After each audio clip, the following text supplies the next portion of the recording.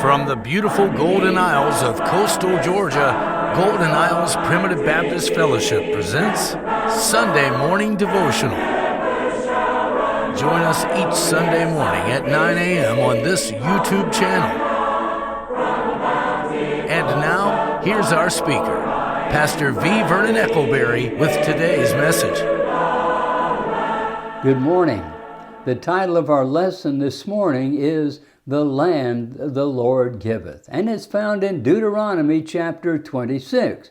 Now, Deuteronomy 26 deals with a celebration of God's gift of the land to Israel and the first harvest that the land produced. Israel is to respond by returning a portion of the harvest to the house of God.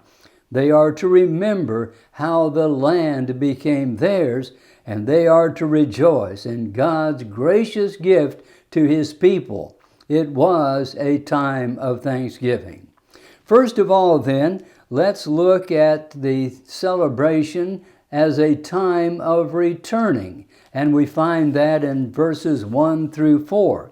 And it shall be when thou art come in unto the land which the Lord thy God giveth thee for inheritance, and possesseth it, and dwelleth therein, that thou shalt take of the first of the fruit of all the earth, which thou shalt bring of thy land, that the Lord thy God giveth thee, and shall put it in a basket, and shall go unto the place which the Lord thy God shall choose to place His name there.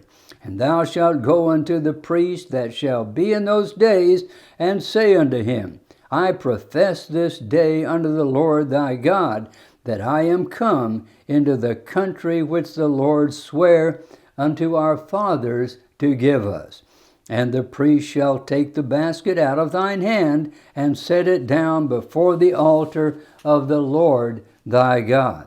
So the basket was a large woven container that held the produce.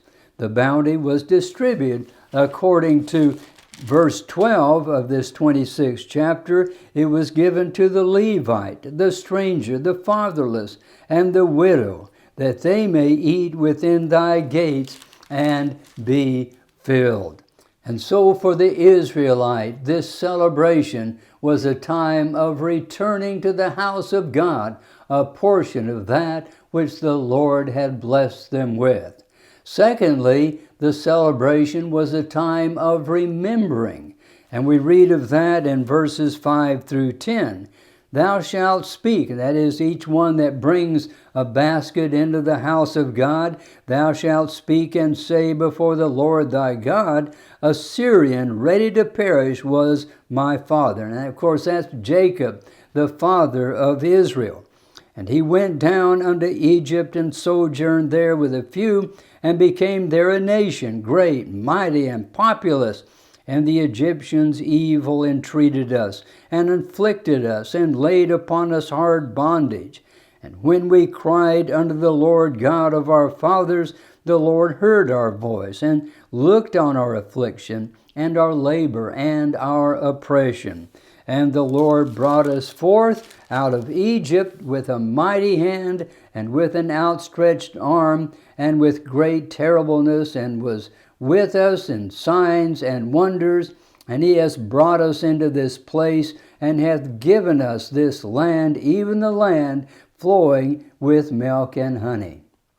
These words were prescribed by God, so that the following generations would remember how God had given their fathers the land, how they came to possess the land of Canaan. Now, as long as they remembered the story behind God's gift of the land, the nation would prosper and flourish and be a godly people. But when they forgot, the nation began its decline. Now, sadly, our own nation seems to be forgetting our history and how we came to possess this land flowing with milk and honey that we're privileged to live in. And the result will be the same unless we turn it around. We shall indeed decline as Israel of old. Thirdly, Israel's celebration was a time of rejoicing. Verse 11 reads, And thou shalt rejoice in every good thing which the Lord thy God hath given unto thee, and unto thine house, thou and the Levite and the stranger that is among you.